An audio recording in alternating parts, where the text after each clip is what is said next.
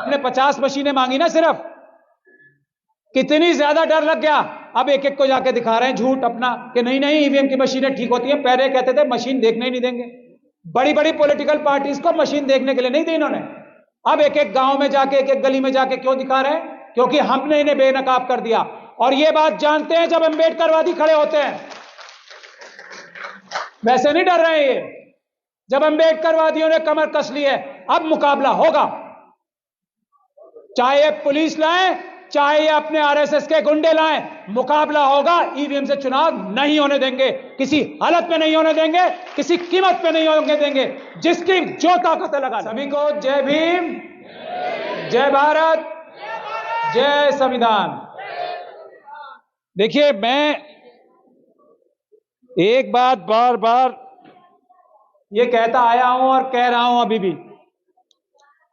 हम लोग बहुजन जो हैं, हम लोगों ने ज्ञान बहुत प्राप्त कर लिया है। हमारे सारी चीजें समझ में आ चुकी हैं।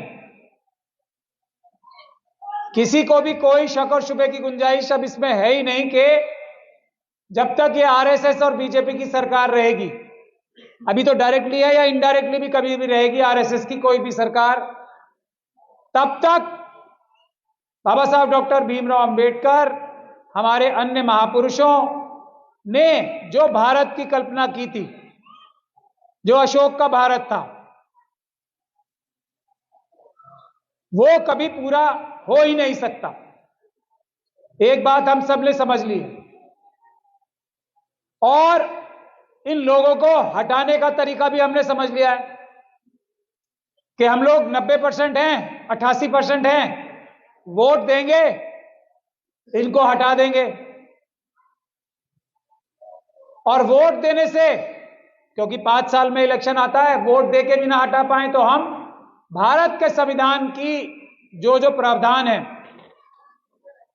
जो कानून बने हैं, जो बाबा साहब डॉक्टर भीमराव अंबेडकर ने इतनी लड़ाई करके हमारे लिए एक अच्छा संविधान बनाया था, उस पर अपनी संख्या, अपनी ईमानदारी, अपने संघर्ष के बल पे न्याय प्राप्त कर लेंगे, ये भी हमने जान लिया। तो अब आरएसएस और बीजेपी के लोग क्या करें, उसका एक एग्जाम्पल अभी कल आया है। उससे पहले भी एग्जाम्पल चल रहे हैं बहुत। कल वाला एग्जाम्पल मैं अभी बताता हूं, लेकिन जो सबसे बड़ा मुद्दे 2 चल रहे हैं इस वक्त देश में।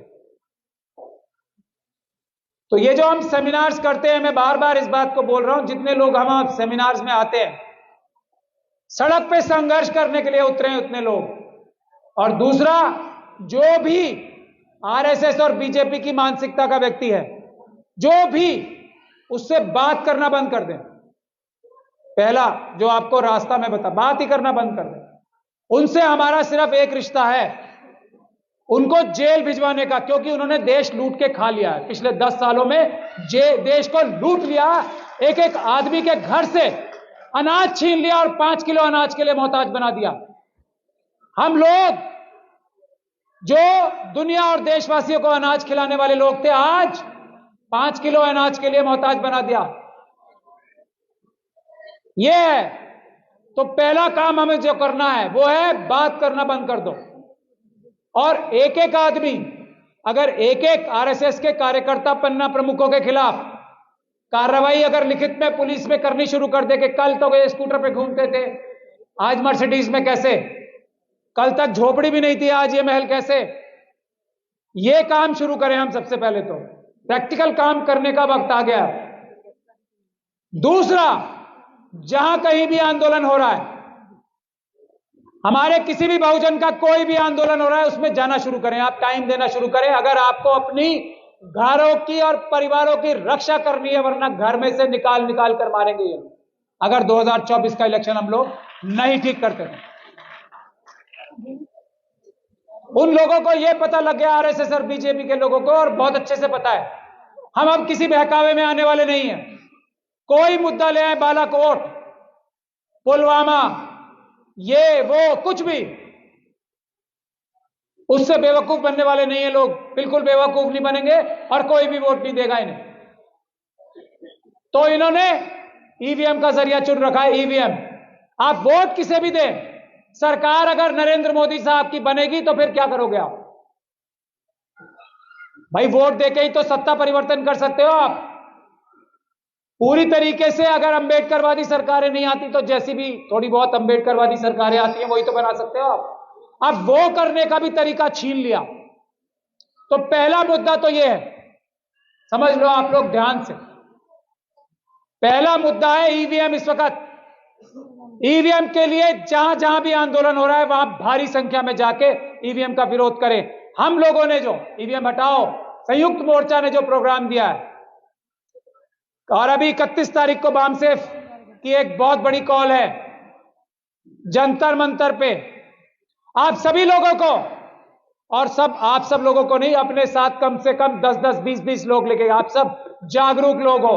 31 तारीख को पहले सबसे पहला काम, 31 तारीख को बामसेफ ने जो कॉल दी है ईवीएम हटाने के लिए, उसमें सबको जाना है। हम सब लोग जा रहे हैं, हम सब लोग पूरी ताकत से जा रहे हैं। मैं सब लोगों से आह्वान करता हूं कि 31 तारीख के प्रोग्राम को ऐतिहासिक प्रोग्राम बना के इलेक्शन कमीशन को मजबूर करना है कि पेपर बैलेट से ही चुनाव होगा, ईवीएम से नहीं होने देंगे हम।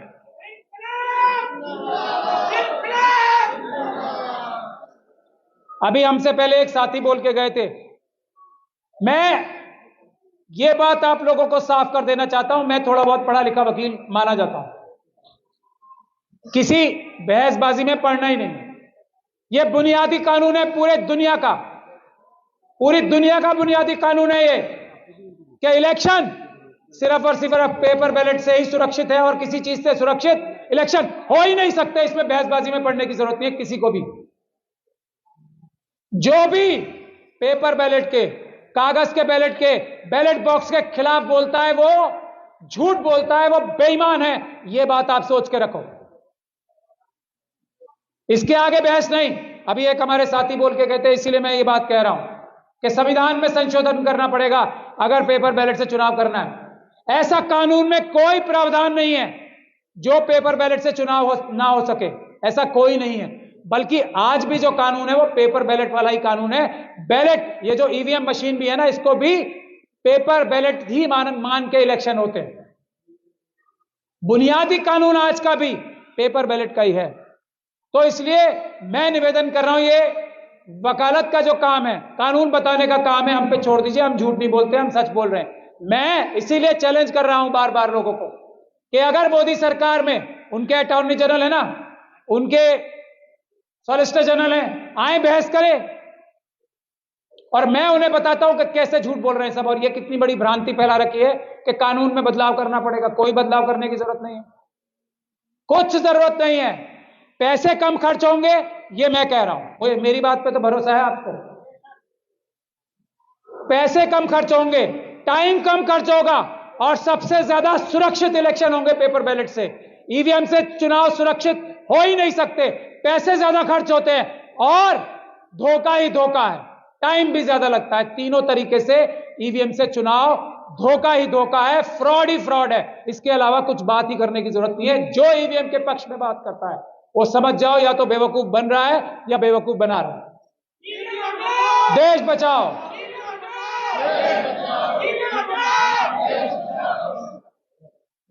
तो 31 तारीख को, और हम लोगों का आह्वान है ये, एक एक व्यक्ति भी जो कहीं भी ईवीएम का सेंटर है ना, जैसे रिटर्निंग ऑफिसर अभी देश में 543 बनेंगे लोकसभा का चुनाव कराने के लिए। एक एक ऑफिस के बाहर हमें हजारों की संख्या में बैठना है, जैसे सीएनआरसी के प्रोटेस्ट में किसान आंदोलन में बैठे थे। हमें इस तरह का देश में माहौल बनाना है, जैसे SC/ST एक्ट जब हटाया था 2018 में अप्रैल 2 को, वो माहौल देश में क्रिएट करना है। जब यह सरकार ईवीएम से चुनाव कराने से पीछे हटेगी, वरना इनकी तो जिंदगी और मौत का सवाल है। वोट इन्हें एक भी नहीं पड़ना और ये ईवीएम से चुनाव नहीं कराएंगे, ऐसा कभी संभव है? समझ लो बात, और किसी तरीके से नहीं मानने के। दुनिया भर के झूठ बोलेंगे। अब इलेक्शन कमीशन को सड़कों पे उतार दिया। पहले हमने 50 मशीनें मांगी ना सिर्फ, कितनी ज्यादा डर लग गया। अब एक एक को जाके दिखा रहे हैं झूठ अपना कि नहीं नहीं ईवीएम की मशीनें ठीक होती हैं। पहले कहते थे मशीन देखने ही नहीं देंगे। बड़ी बड़ी पॉलिटिकल पार्टीज को मशीन देखने के लिए नहीं दी इन्होंने, अब एक एक गांव में जाके, एक एक गली में जाके क्यों दिखा रहे हैं? क्योंकि हमने इन्हें बेनकाब कर दिया। और ये बात जानते हैं जब अंबेडकरवादी खड़े होते हैं, वैसे नहीं डर रहे हैं ये। जब अंबेडकरवादियों ने कमर कस ली है, अब मुकाबला होगा। चाहे पुलिस लाए, चाहे अपने आरएसएस के गुंडे लाएं, मुकाबला होगा। ईवीएम से चुनाव नहीं होने देंगे, किसी हालत में नहीं होने देंगे, किसी कीमत पे नहीं होने देंगे। जिसकी जो ताकत है लगा ले। देश बचाओ।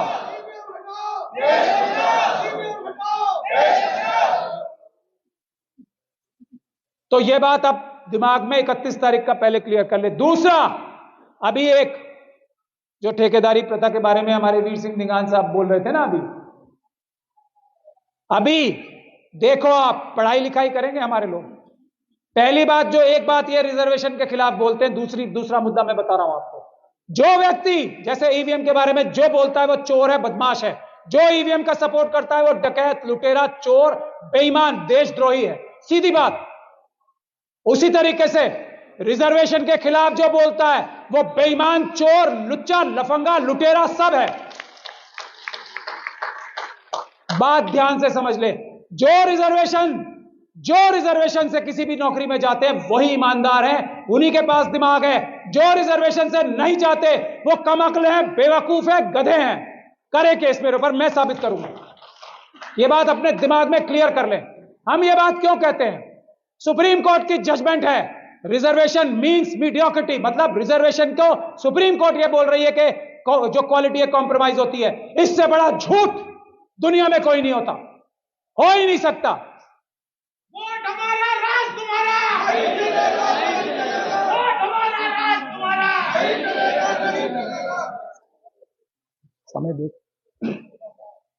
समय देखूं या थोड़ी देर और बोलूं? आप बताओ।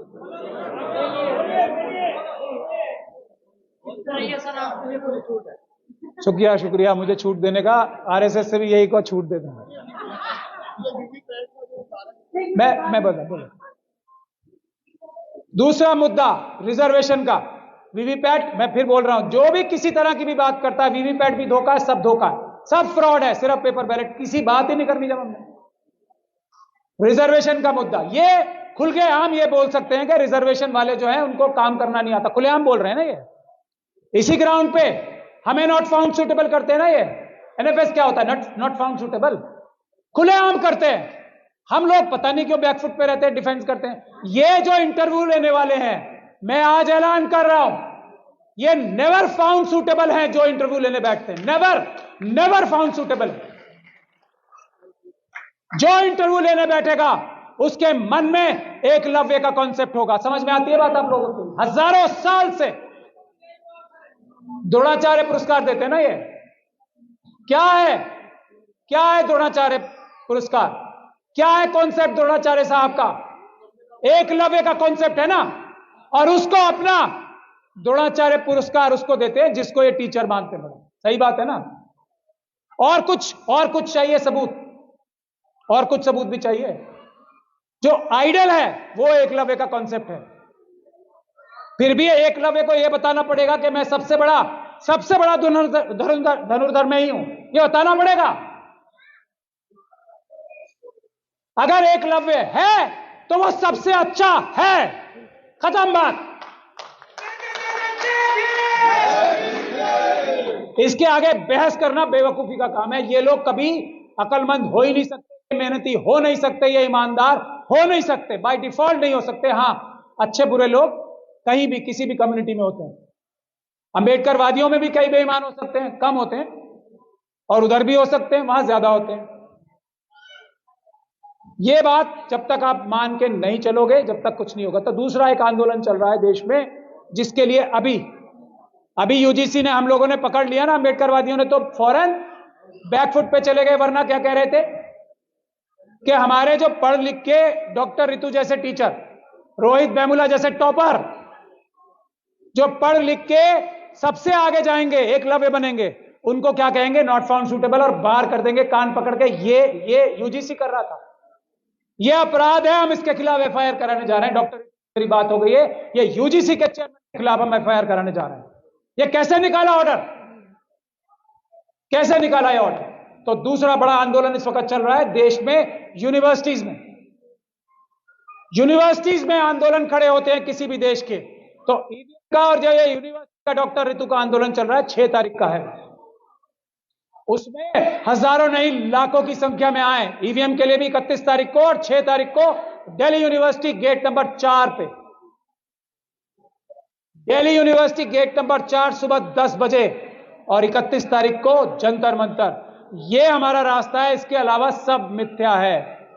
और की ईवीएम के खिलाफ हर रिटर्निंग ऑफिसर के ऑफिस के बाहर और जहां जहां इनके पेपर बैलेट्स नहीं, ये ईवीएम की मशीन है, जहां जहां जिस वेयर हाउस में है उसके बाहर परमानेंट प्रोटेस्ट लगाने की जिम्मेदारी जो लेता है, इस वक्त सबसे बड़ा अंबेडकरवादी वही है, इस वक्त सबसे बड़ा संविधानवादी, इस वक्त सबसे बड़ा देशभक्त वही है जो इन 2 कामों में हमारा साथ देता है, जो इन 2 कामों में आगे बढ़ के लड़ाई करने को तैयार।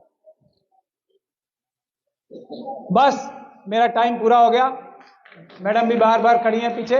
मेरी यही 2 गुजारिश है, बहसबाजी बंद, भाषणबाजी बंद, सड़क पे उतर के खून पसीना बहाने के लिए हम लोगों को तैयार होना है। हमारे सारे प्रोटेस्ट कानूनी होते हैं, हमारे सारे प्रोटेस्ट पीसफुल होते हैं। हमारे ऊपर दिल्ली यूनिवर्सिटी में लाठीचार्ज भी हुआ, भानु जी और हम